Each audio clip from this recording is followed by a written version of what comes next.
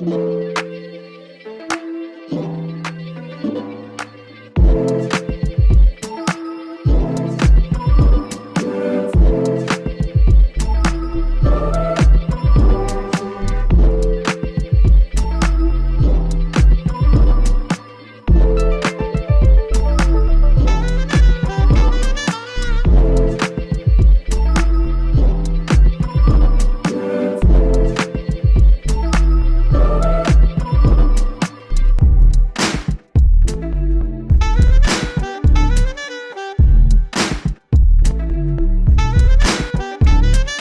like, just like we like watching scary movies, or we watch these different films and stuff about horror and stuff like that, and all it does is just feel like, I grew up as a kid watching scary movies, and so it constantly just added to and compounded the spirit of fear that was already there to attack me in the first place.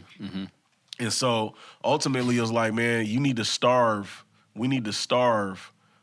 the spirit of fear and all that, because it's always present. It's always trying to find a way. It's like the raptors in Jurassic Park testing the gate, trying to see, you know what I'm saying, if it can get its way. And so we have to starve the spirit of fear. Like, it's always going to be there, and we just have to know that God didn't give it to us. Yeah. But that's it's almost like God didn't give it to us, but the enemy is willing to give it to us. Facts. If we'll take it.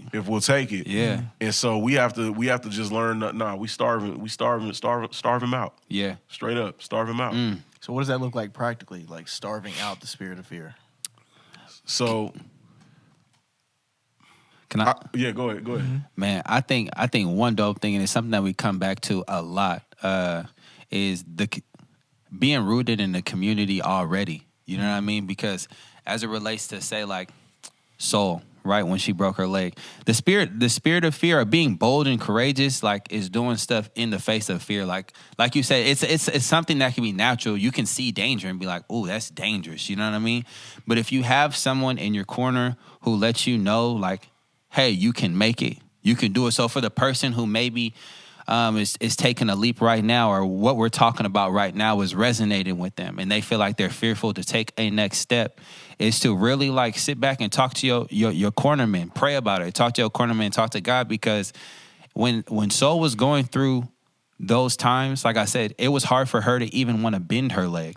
But we were there to encourage her, like, "No, Soul, it's okay. Like, the doctor said you can stand on it. Look, here's the x-ray right here. It's not broken anymore." So it started off her bending it, and then one day it was just a real tough day of Nadia while I was outside cutting hair, saying Soul was sitting on the couch, and I told her that if she didn't stand up, she wasn't going to go nowhere, and I was going to leave the room. And it took her 20 minutes, you know what I mean, to finally stand up. And she stood there for 20 minutes crying, but she was standing on it. You know what I mean? And then from there, it was moments like just getting her in the pool, just moving it. Just move it. You know what I'm saying? She didn't even know she was moving, and then next thing you know, she'd be standing and she wouldn't even know. We're like, "Girl, you was standing up in the pool and you asking us to pick you up. You good? Right. Come on." Right. So I think, like, for me in this instance, because I'm not gonna lie to you, a lot of those tears, you feel me, that I say I cried, I was scared. Yeah. You know what I'm saying? Like, bro, this is my bread and butter. It's been what's paying my bills and feeding my family. Like, to say I'm going to turn off 3 days, you know what I mean, and think that everybody's just going to stay, you know what I mean? Like, that was a scary thought for me.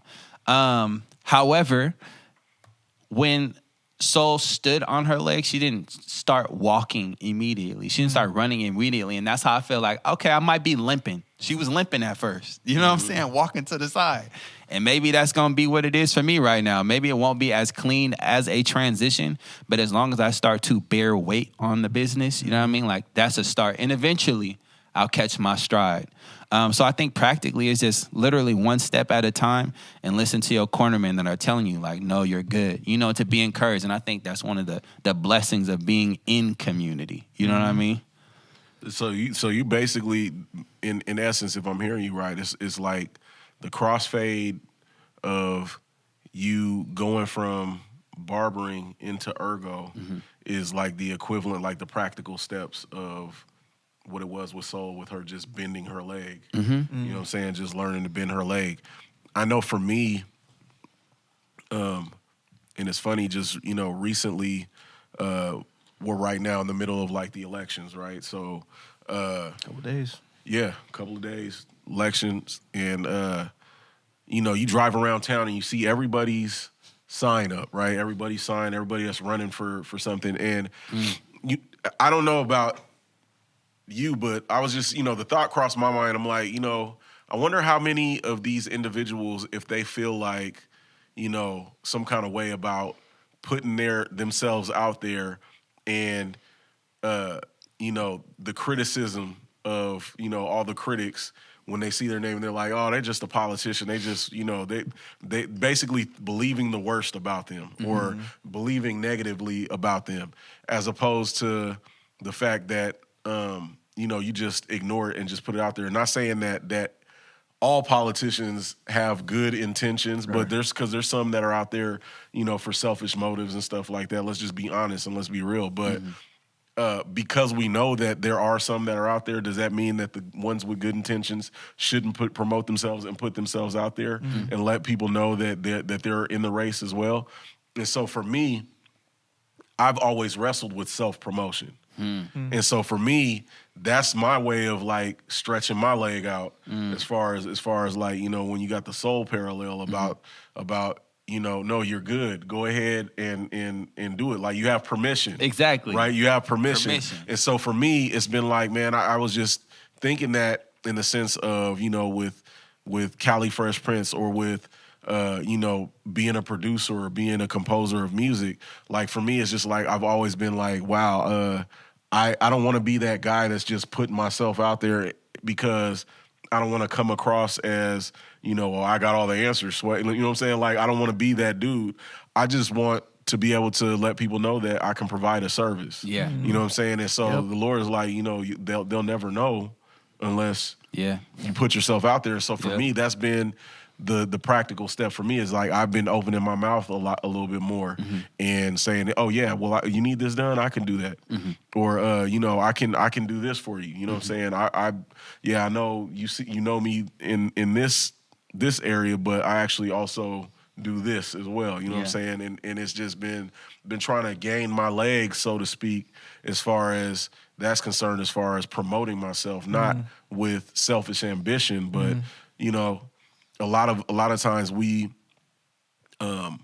fall into extremes when it comes to that, right? You know what I'm saying? We think that money is money is not the root of all evil. It's the love of money. Love of money. The love of money, right? Don't what is it? Don't chase selfish ambition, right? Selfish ambition. That's why that adjective is in front of ambition. It didn't say that God doesn't want you to be ambitious at all, right? And so it's just learning not to allow the heckling of the enemy and the critics to get me, basically to pimp me out of my purpose, right? Basically, in essence. Because the thing is that God has blessed us with gifts. Some of us, he's blessed us with one gift. Some of us, we've been diligent with that gift and it's multiplied. Right. And so I know that's definitely, for me in my cases, that's what it seems like. And the gifts are not for me, right? If I hold them to myself, that's as good as just burying them in the earth, right? And so at the end of the day, what was it in EHS? They said was that one rabbi? He said when you go before God, he's not going to ask you why you were not Moses. He's going to ask you why you were not you. And so. Yeah, man, that's been a big thing for me. What does it practically look like for you, JR, as far as, you stepping out there and walking in the permission that you've been given to? For me, it's been a couple of things, man. First and foremost, we obviously took EHS together this past summer. And so I've really been leaning into the gifts that God has given me and try not to be somebody else. You know what I'm saying? It's like, God has created me. He knew me in the womb. He created me with certain gifts and certain purposes. You know what I'm saying? At the same time, on that fear token, like we were talking about before, in my own life, and I'm not trying to say everybody should adopt this thought process, but when it comes to fear, to me, I look at fear as reverence. Like, what are you reverencing in the moment? It's like if it's a circumstance like a broken leg, then I'm reverencing the fact that my leg is broken and there's a possibility of it never getting better. But even when I've been given the go ahead and given the permission that no, the leg is healed, you can walk on it, I'm still thinking about, well, think about how I broke the leg and think about how I got here and think about all these different things. And you've already been given permission that you can walk on the leg. For me, I think about Soul Story and I think about your guys' story that you're sharing. And I'm thinking about me, it's like, well, think about all the times that I wasn't accepted and think about all the times that this didn't go right and think about all the times that I've made mistakes. I kind of lean more into, well, if God said that I can do this, then I'm going to go do it. Yeah. And that's my permission. Yeah. And so for me, what my slogan for like my business is, let me tell your story. Whether that be in documentary style or a wedding or more recently has been in sports. I'm able to tell people stories and I'm able to help some of these young people like be able to get like some of their highlights out and stuff like that. It's proven to be a blessing to me, but I'm also being able to be a blessing to other people. And like you're saying, that your gifts aren't just for you, they're for the people that are around you. Yeah. And I'm seeing that kind of come to pass, you know what I'm saying? Because it's like the more and more I do it, the more and more my faith is built. And the more and more I do it, even in the face of adversity or even in the face of comparison, where it's like, oh, well, you know, so-and-so across the street or across the way does it better than you. Maybe you should give up. And it's like, I'm not supposed to be them. I'm supposed to be me. And so kind of living in that confidence, something I heard earlier today, I was listening to a message from TFH. I had never heard the guy, but I've seen him a lot. Are you familiar with like Nathan Finocchio or something like that? Kind of like, he looks like a surfer. And anyways, he was talking about the scripture about faith comes by hearing and hearing the word of God. And he was talking about how basically we think that faith is ultimately our responsibility, but we forget the part that God has to give you the word in order for you to have faith. So it's like, dude, it hit me like a ton of bricks today. But it's just basically saying, like, when he's talking about Peter walking on water, it wasn't Peter's will and strength to walk on water. Jesus said, Peter asked, if it's you, Lord, bid me to come. Yeah, yeah. And he said what? Come. Wow. Then he could operate in faith. Wow. And so I just finished the message before we got on here. Yeah. And so I was sitting there thinking, I'm just like, man, that takes so much weight off my shoulders to not have to work to try to have more faith. Like, God, you're telling me you set it up to where you give me the word, I operated it, and I can work with the mustard seed of faith and it'll happen. Yeah. That's why that verse, you have faith as small as a mustard seed and the mountains will move, is because if God has told you to do it, it's going to happen. Yeah. And he was talking about, too, about Abraham and Sarah. You know, he gave Abraham a word. He said, hey, you're going to have a son with Sarah. Yeah, whatever, God. You see we're old. Yeah. Again, the broken leg. Yeah. And then he tries to do it in his own. Well, hold on. Back up with the Abraham and Sarah thing, because Abraham was rocking with it. Sarah was the one, she laughed. Listen, she laughed within herself. She didn't even laugh out loud. Right. And she God didn't was LOL. like, she laughed, and God was like, you laughed. And he goes, what do you mean by that? Like, right. Hey, them be the worst ones, bro. Anytime me and Nadia are arguing or something like that, and she be at she be at the kitchen, she be cooking, or she be at the sink, and she does, It's like, what you laughing at? What do you mean by that? What you mean by that? You know when they do that, like the little, I need Of course. I was like, oh, you wanted me to, what you talking about? What you trying to say? Get Say it out. it. Get it out. Be self-aware. But nah, man, it's just you think about how Abraham ended up having this son with Sarah's handmaiden or whatever the politically correct term.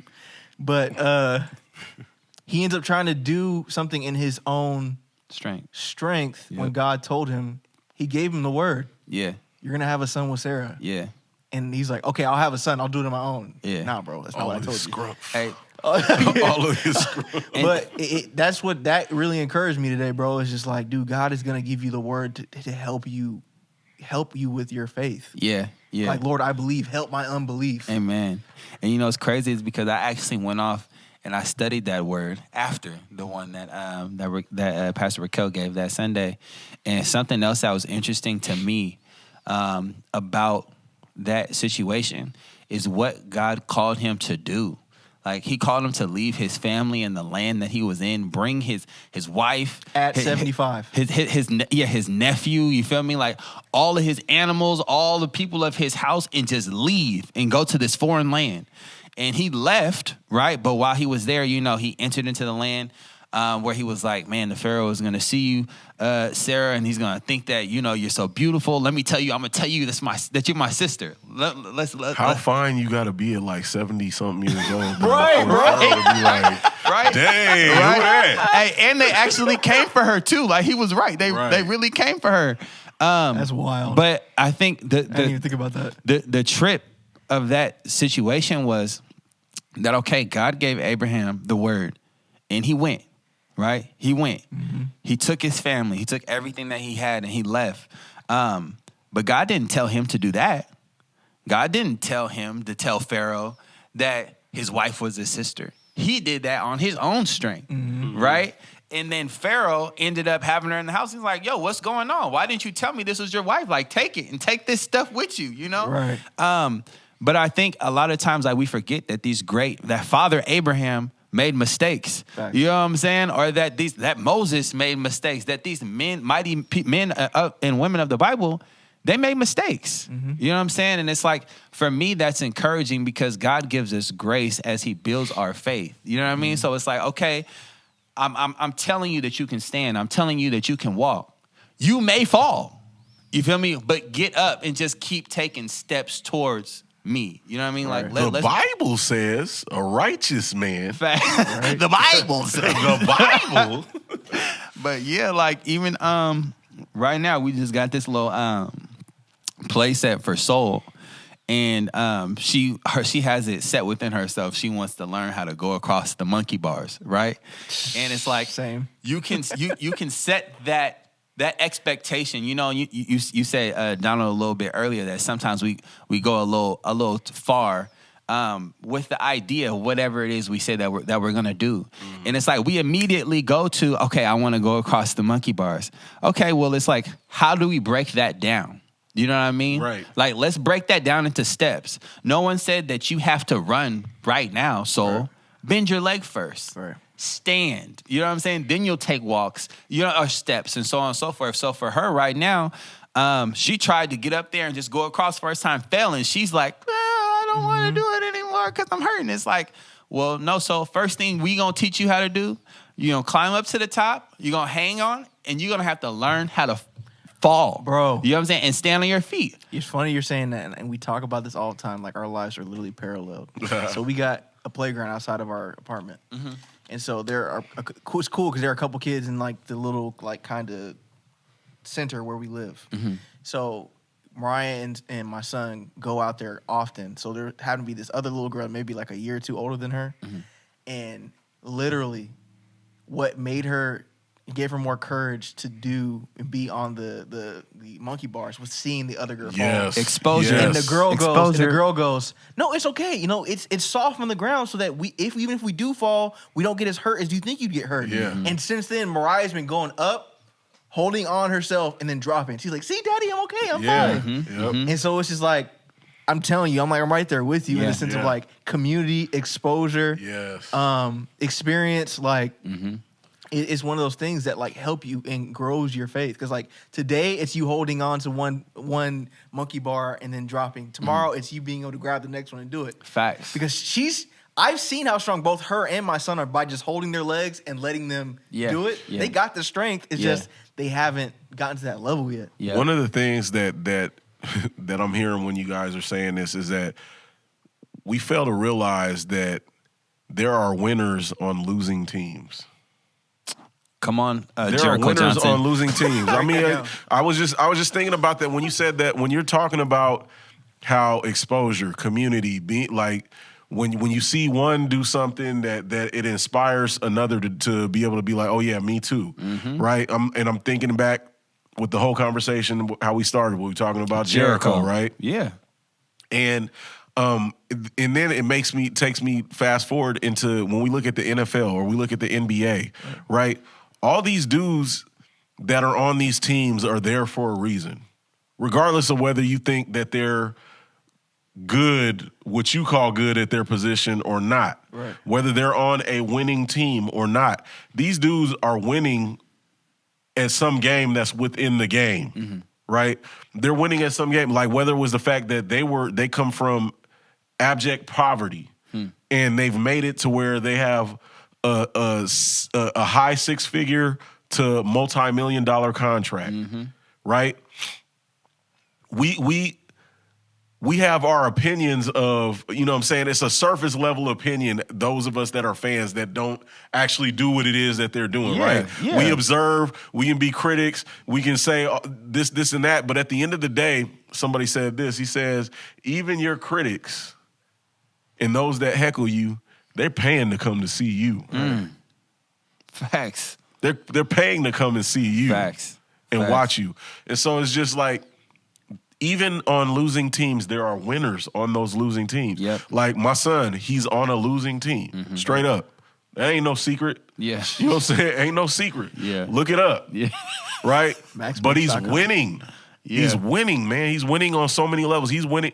Can I just say this, that out of all of the offers that he's gotten, and these are scholarships, these are full ride scholarships that he's been offered at D1 colleges, that one of them, which is a major D1 university, right?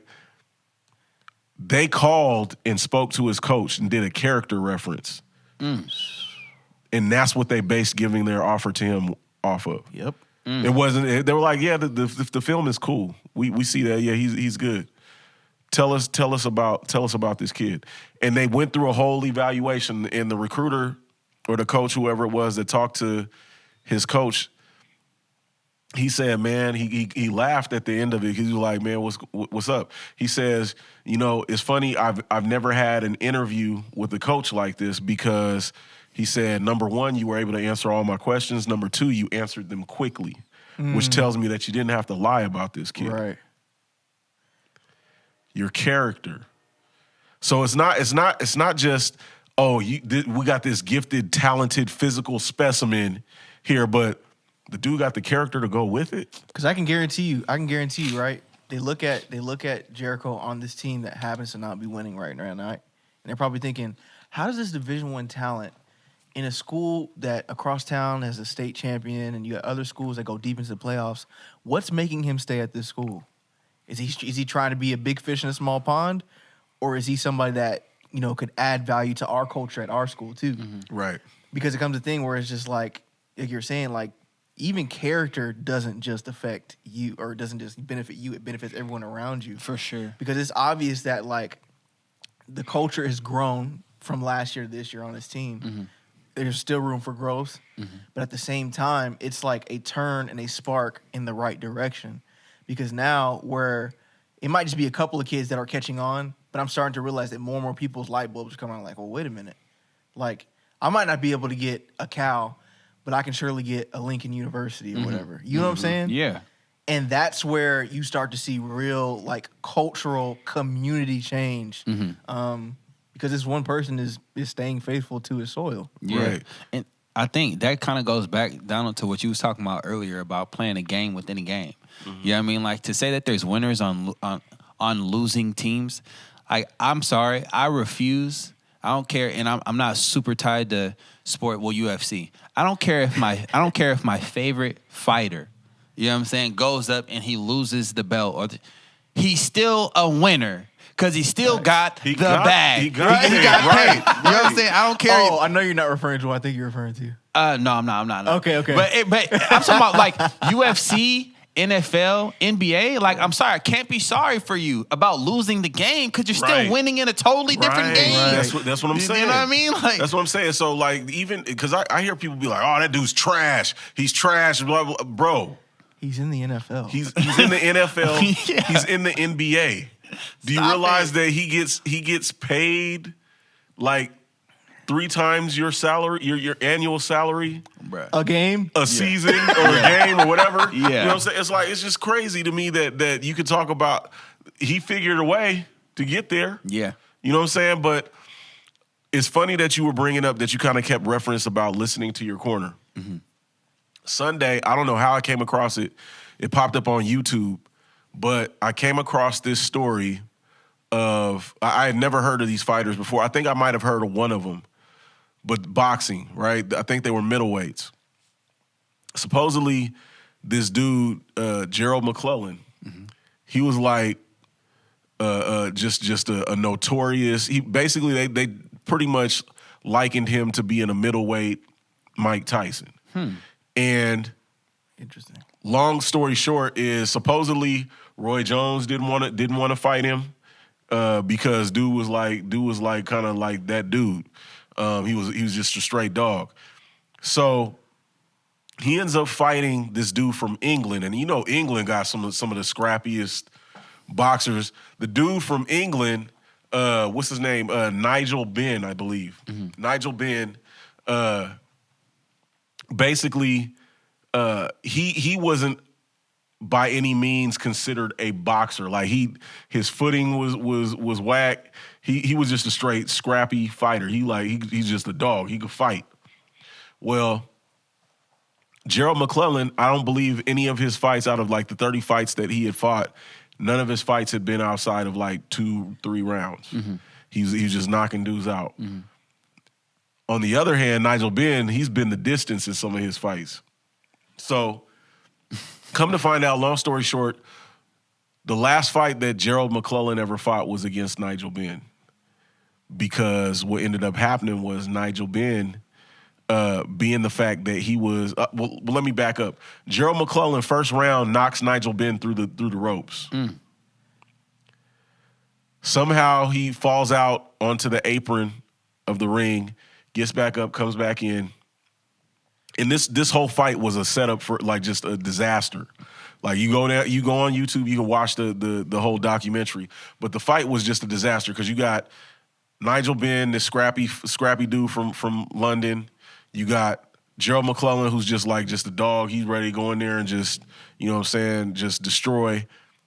Their referee is a dude from France who doesn't speak English. Doesn't make any kind of sense, but you got both fighters that speak English. Neither one of them speak French. So they're like, how did this happen? Two is you got Gerald McClellan's corner, and I don't know how this happened. So his corner man is some dude that he just knows from around the way, so to speak, that's been training him, and that's been kind of like the way I know you couldn't trust this dude is because this dude wears a captain's hat. You got to know that he's a captain on some ship somewhere. He wearing this hat with a jerry curl. Get out of my face, bro. I don't trust you. Get out of my face. Long story short, Nigel Benn recovers from being knocked through the ropes, comes back, and now the fight is progressing. Oh, okay. They're exchanging blows. And mind you, as the fight's going on, you start seeing Gerald McClellan like he's kind of winking his eye, but he never got hit in his eye. Or you start seeing that his mouthpiece is starting to come out because he's sucking wind and he's trying to get air. Meanwhile, the fight keeps going. So basically what ultimately ends up happening is they get to about the 10th round and Gerald McClellan just ends up taking a knee. Nobody threw in a towel. His corner man kept hyping him up, telling him, man, you got this, you gonna win. They ain't gonna. Only way that this fight is is you don't win this fight is if you give this fight up. But meanwhile, as you're watching it and as they're like kind of Monday morning quarterbacking it, so to speak, they're like, man, this was a sign that something was going wrong. This was happening. So ultimately, what ends up happening is Gerald McClellan ends up finding out he has a blood clot. He developed a blood clot during that fight from being hit, and he's been like basically on the verge of being a vegetable ever since that fight. So it's not only important about listening to your corner, but making sure you got the right people in your corner in the first place. Yeah. Right? Because this dude to this day still doesn't take any credit or doesn't take any responsibility for the fact that he didn't make good decisions to protect Gerald McClellan. He has absolved himself of all responsibility. The happy ending to this is that Nigel Benn, who was like just completely just super rock star champion boxer for years and stuff like that, this haunted him for so long. And then he eventually became a born-again Christian, right? He ended up giving his life to the Lord eventually.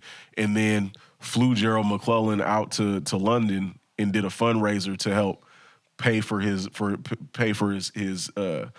care and everything, because his family had like for 12, 15 years, something like that, had just been stuck with taking care of him. And he had been this great prospect and was going to be a champion and so on and so forth, to where he just became like a nobody, a nothing, almost a vegetable, basically, and needs 24-hour care for his life. And here it is.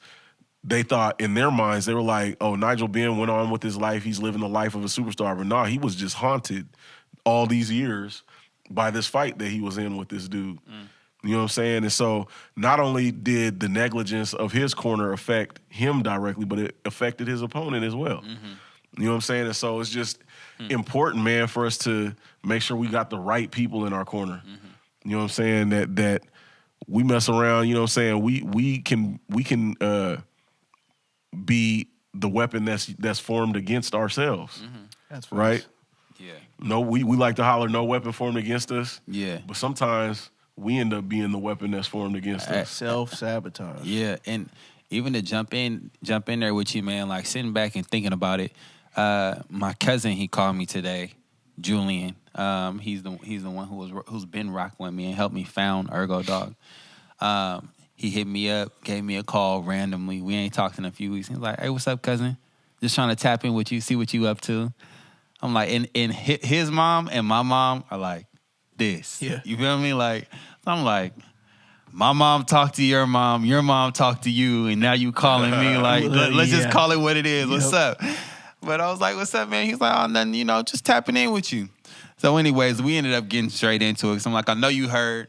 And like you guys heard in the beginning of this episode, man, I ended up saying,